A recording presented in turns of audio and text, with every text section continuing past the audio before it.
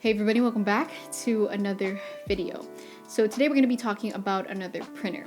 This is the Fujifilm Instax Wide, and you guessed it from the name, it uses the widest possible film that Fuji has to offer, which I think is great because before this printer came out, the only way you had access to that film size was through the Instax Wide 300 instant film camera. I'm not 100% sure if that's what you called it, but yeah, it's an instant film camera. So this is a much more versatile option.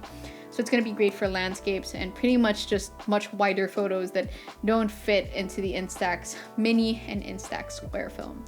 Also, we're going to be comparing it to the Share SP3, which uses square film in a bit. So let's get started.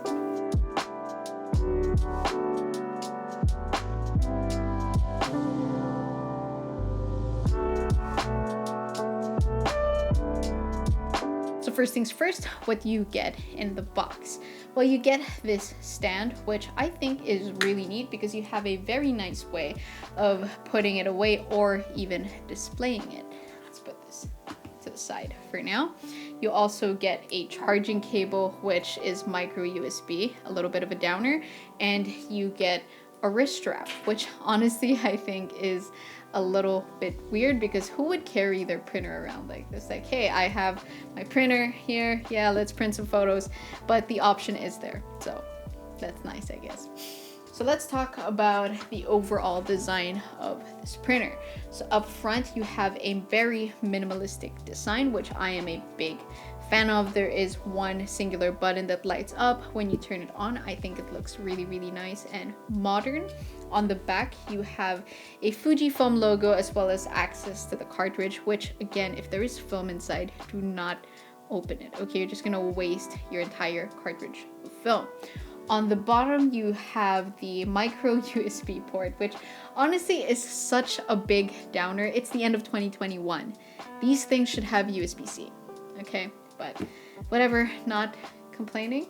And on the top, you have the slot where the photos you print will come out of. And as you can see, there is no indicator for how many prints you have left, like on the Share SP3. So yeah, that's the design. Looks really, really good. I am a big fan of that. And setup is actually really, really easy. I already have mine set up, but basically once you turn it on and open your Link Wide app, it will automatically try to pair with your device. So let's turn it on. There you go. See, it lights up nice and pretty. And right off the bat, it just looks so much better than the Instax Share app. Just looks much more clean and much more modern. Okay, so let's start off with simple print. So you're gonna go to the folder where the photos you want to print are in. So for example, let's go with this shot. So this was taken in fall, like it looks really nice. The leaves were just about to change. So you have a lot of options to choose from here. Let's, for example, text. You can add text. I'm gonna put in fall because that was the season it was in. So you can place it wherever you want, and you have the option to change the color to a lot of options here. You know, you have a lot of options to choose from. Let's go with white. You can edit it by pinching it in and out like that and just rotating it, or you could use these little dials over here as well. You have different font options to choose from as well, and you can align them. We're gonna go with the one in the middle.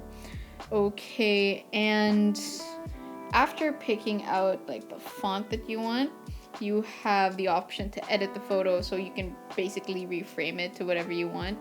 So you can, same thing, you can pinch it in and out, or you could use the dials as well to rotate. So there are also different filter options. You have none, monochrome, sepia, or auto. So obviously you're gonna want to choose none if the photo is already edited to your liking, but either way you still have a few color correction options such as brightness, saturation, and contrast. Obviously if you think the photo is a little dark, adjust the brightness. Since it's fall, bumping up the saturation will really make those autumn leaves pop. Oops, sorry about that. And yeah, contrast, all of that. good stuff. So once you're done with that, you can actually add the stickers. So you can pick whatever emoji is available on your iPad or your device. You can choose these stickers that are preset from Fujifilm. But the coolest thing here is you can actually sketch or like write down your own specific sticker. And I'm going to show you to do that right now. So we're going to exit this. So all you need to do is go to the sketch, edit and print, agree, import. So basically you're going to have to take a photo. So I'm going to put this away for now. I am going to grab a piece of paper and a pen, obviously. So honestly, I'm not 100% sure what to write. But let's say I want to put in my name. So biancamikaehla. I'm going to write down.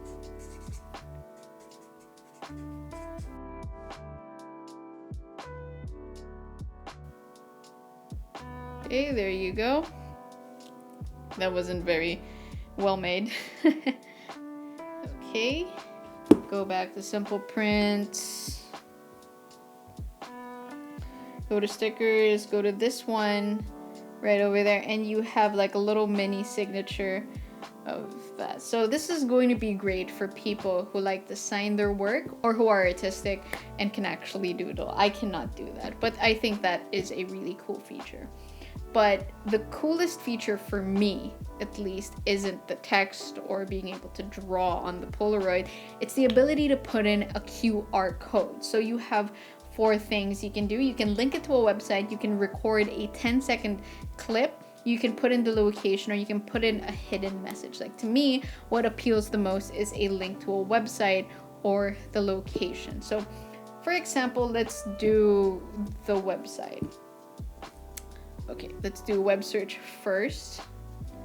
I'm gonna put in my channel name, copy and paste the URL. Okay, so this is what the QR code preview is gonna look like, which is basically my channel. You can put it anywhere on the photo, and you have different colors to choose from. So I'm gonna go with black. Okay, so I'm gonna put it on the lower right corner. Okay, and let's print it out. So while we're waiting for this to develop, we're just gonna put it to the side. There's still a lot more features that you can find on the app. Okay, so there's editable templates here, which you have a lot and you can edit it to your liking. So for example, I want to use this picture. I can edit the text on this to, let's say, my name, you know, Bianca. Okay, so yeah, you can change that. There are a lot. I personally am just not a fan of these at all, so I'm not really gonna be using them. So yeah, but there are a lot of options to choose from. There are also collage printouts, which I think is pretty reasonable because this is pretty big print here, and it is an example of a wide print, so it is pretty big. So let's say I would want like 4 mini pictures. Let's open a folder. So for example, I want everything that I shot while I was in California, so that here, oops, there you go, and one more. Okay, this one is from New York, but whatever. So there you go. So that is an example of a collage that you can pick, and you can change them up as well to different layouts to see what they would look like. So yeah, that's pretty cool.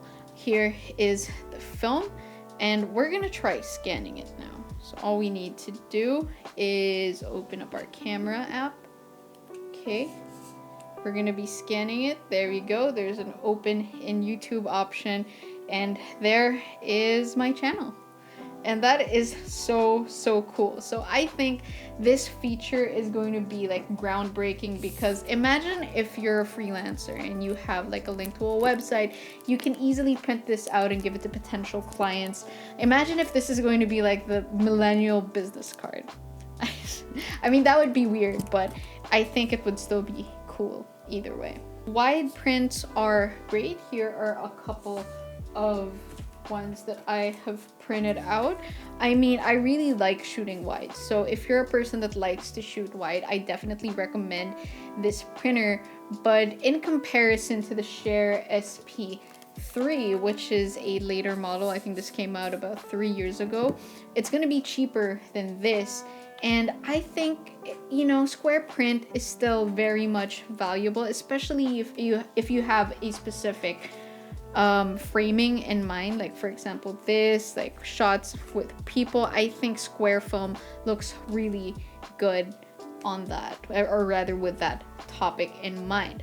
But again, if you like shooting landscapes like this one, it's definitely going to be better on wide.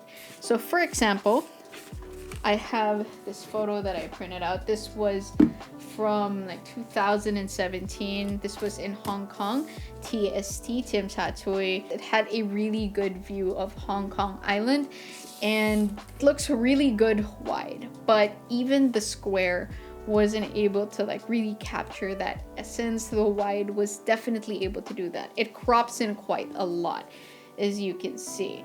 So yeah, either way, it's gonna come down to personal preference.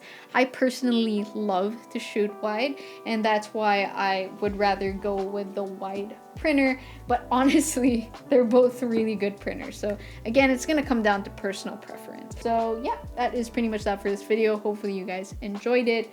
Tell me in the comments below which you would prefer to buy and use, the wide or the square, or in any which case, the Instax mini film lineup, which personally is way too narrow for me. But yeah, I'll see you guys in the next video.